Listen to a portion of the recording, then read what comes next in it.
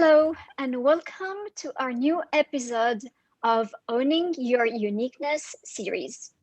Today, Chico Matenda and I are going to discuss working with the female biology. So let's start with a fact. We know that for many years, women were less likely to be promoted than appear male. But why was that? What determines women's performance in the workplace? Is it their biological makeup, or is it something more related to environment, social, economic, or maybe even political factors? So let's start the discussion by another set of facts. First of all, according to Fortune magazine, in 2021, so this year, the number of women running businesses on their Fortune 500 list has hit an all-time record high. This is 41 women. But let's put that in context. This is just 8.1% of the CEOs of the Fortune 500 companies. So for us, does that mean that women cannot successfully run businesses because we are women? Obviously, this is not true.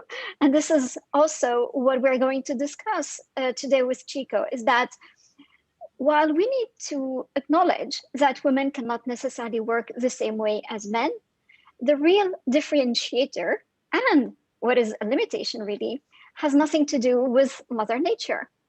So Chico, in your opinion, what do you see are part of the limitations that we receive as women that are in a way not allowing us to go into the next step in our careers? Ooh, there's so many, but then we'll focus on the ones that we've compiled. And the first one that comes to mind and resonates with me as well is environmental upbringing. So thinking about your personal background, matriarchal versus patriarchal. For me, my upbringing was more matriarchal society. So I don't know if that's a win. Yes. But Yes. I think for me, it was a win because in terms of the expectations, women from like my mom's age group, not even her older sisters, my grandparents encouraged women to study. And so the upbringing definitely was different, and also most of us got jobs as well. We went to universities, also got jobs, and the pressures and expectations were different. So it's looking at your own cultural background and how that resonates with you. And that can also determine whether women in society or are dominant, and also what outcomes you achieve in life as well. So before I hop on to the next one, what about you, Maida? What has your upbringing been like? Which one resonates with you more, the matriarchal or the patriarchal one? I grew up in a mainly patriarchal society in Syria, but there were a lot of women in my family, like in many families. And for both women and men in my family, there was no differentiation in terms of what was expected from us. So both had to go to university. We both had to have jobs. There was no women are more at this or men are more into that. So I have a bit of a similar background as you in the sense where although society, I grew up in Syria and in France, but mainly in Syria, it's more a sort of patriarchal society. Women had a say in a way. And for me, when I was in Syria, there were a lot of women around me who were working, who were in politics, who were in university, and who obviously were not into the same kind of performance as men, but were still considering that their career and the job that they were doing was a full part of their lives and their fulfillment as well. Which is, yeah, so very similar to, we've had similar upbringing and backgrounds as well. Yeah. And the other one is differences in education, which we've touched a little bit, is that women are groomed to be nurturers. So we're most likely to be considered to take care of the family. more responsibilities than family. And in some societies, environments, that can be just the expected norm, no questions about it. um, and it's also proven a challenge in some circumstances during the pandemic as well, in trying to find the balance, especially where they are, couples working and trying to see who can take on more of the responsibility. So we would like to hear what your experience has been like as well. So there's also that expectation that uh, you might have been told like earlier in life that family is a priority, something that is a normal standard and expected. And how have you dealt with that yourself in terms of expectations? Have you felt guilty, responsible to take on, to weigh up the differences between what is a priority, your career or to have children? Okay. And also, just in terms of expectations, some of us can be seen as being overachievers, competing with others. And for myself, in terms of like my upbringing, I have focused on my career, intentionally or unintentionally. It's just something that has happened. That has happened with no guilt, because I think some part of it is part of like a sleepwalking process, that you do it like unintentionally because there's no other external pressures in terms of being like a woman. Okay, so it might also be described as in different settings that women are more risk averse, avoid conflict, okay, or dabble into people pleasing.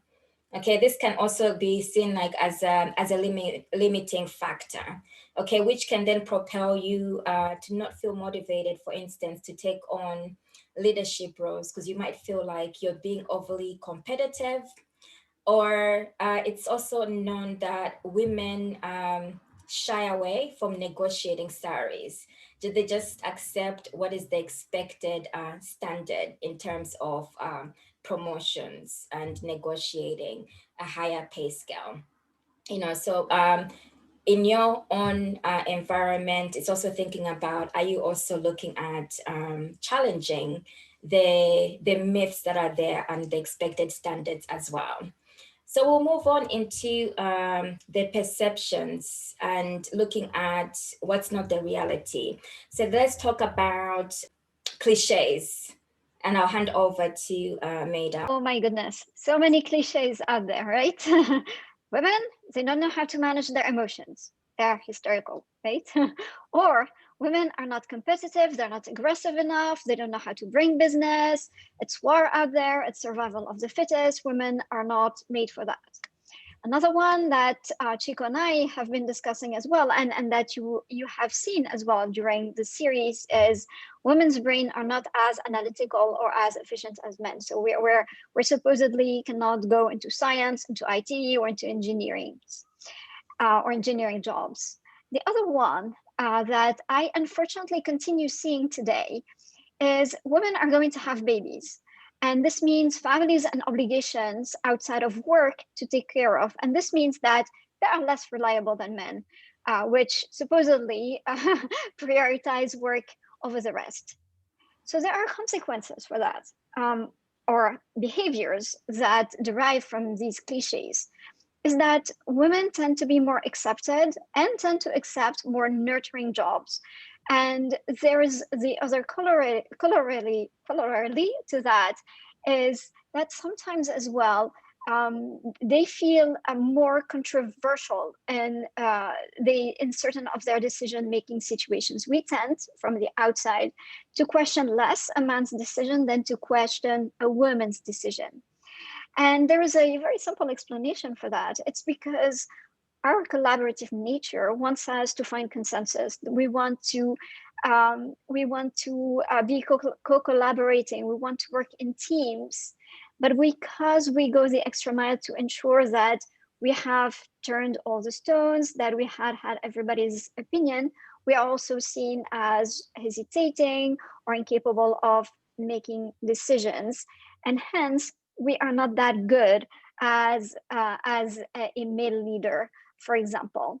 And the last thing, and then Chico, you can talk about that as well, because we talked a lot about that, is that it feels like at the end of the day, women have to work harder and smarter than many of our male counterparts just to prove our value.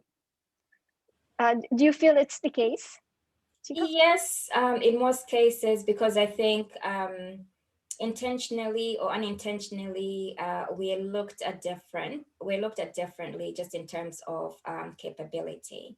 And so also there's certain pressures we may feel just in terms of some of the things that we've shared previously. It might be the age factor. To me, what comes to mind, the clock is ticking. Or the competition in terms of what's expected in our external appearance. We might inadvertently also be looking at other women and competing on that factor, or other people expecting those standards from us in different professional settings as a woman. So when the biological clock is ticking, you can think about like an older woman like myself. I would say for Maida. I am too. I am older too. Yes. Okay, so both of us. Wiser. Yes, as older women, in comparison to younger women, maybe who are 20 years younger, might be perceived differently just because of societal standards and expectations. But I think it all comes back to our topic overall, what it's been about: owning your own uniqueness, despite what the external factors are saying or doing or expecting you to be. Okay, so we're going to move on into like, okay, so those pressures are there, but does it mean that we are doomed and that's it? No, No, we're we're not. not doomed. Not at all. And Maida is agreeing with me. Okay, so we are celebrating just Vive la Différence, if I'm pronouncing that correctly or saying it correctly. Absolument. Continue. Great. So that we have so many assets in terms of owning our own uniqueness. And some of these are just considering it being, team players, being and belonging, being part of like a community, and steering or being contributing to that, collaborating, co-creating, consensus where it's a win-win situation. You can be in those dynamics as well. Leading with empathy and compassion are other key skills. And the one that we are credited for the most is that we are multitaskers. Yay. Yay. Yes. Sometimes. I often joke about this one, that yes, women are great at multitasking. So these are all key skills, and it's just thinking like in your own environment, what are the key skills or key strengths that you bring in as a woman as well? But we need to get better at learning to work with the particulars of the female biology. So it's about accepting the higher cyclical female energy, okay, and looking at it, no shaming in whatever shape or form.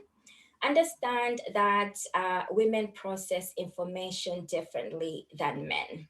Okay, that's going to be given in so many situations, like we've talked about in different fields as well, like engineering, IT. We can bring different dynamics, more emotions versus more data. In terms of abilities, I was the data person, so maybe unique in that situation. So making best use of whatever qualities you have in that situation. And there's other factors, just as in terms of establishing true meritocracy based on results and outcomes rather than on the first time when you're engaging with women in those dynamics. So we'll just head on over to just a few key takeaways, and I'll hand over to Maida. And thank you, Chico, because you just give us a bit of a roadmap around owning our uniqueness as women. It's first of all, society is changing. So there is an open door right now, an invitation for us to say, I'm different, but that doesn't make me better or worse than anybody. It just makes me different. Society's norms have changed. We are feeling more empowered. We are asserting ourselves. people are also paying a bit more attention to the fact that not everything is accepted, and what was accepted in the past is not okay anymore. We are more and more respectful.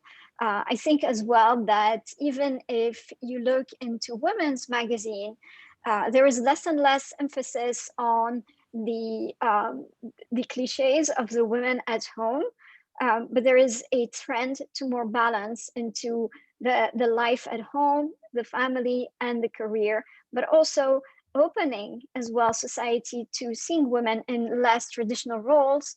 And for me, the biggest ones are in politics, for example, but we will go into that as well. The other thing that I would like to also express here is that our biological differences are not limitations. We can be different, and we should use our difference. We talked about leading, being a leader who leads with empathy, who leads with compassion. We are very good at listening. We're very good at communicating. We're very good at relating to others as well. And if only we had more women in difficult negotiations, perhaps we would get more and more into win-wins and less fighting. Women were contributing as well to a greater intention and a fairer system. And for me, it all starts as well with the education. It all starts, and Chico, you can talk about that, right? You're very involved into that, is educating children, educating both women, both girls and boys from very early on, into not seeing the difference as a handicap, but quite as an asset where we can learn from each other. So Chico, anything else or any kind of words of wisdom that you would like to give us as well? I think you've touched on a key point in terms of starting earlier for both girls and boys as well, just to learn. And to me, what resonates mostly is about mental health and well-being. So the earlier we start, the better in educating that difference is okay, because we've got differences. That's a great thing, and it's something that we can contribute in a greater way. I think in terms of like role models, there are women, coming up in terms of, you are going to touch on a little bit in politics.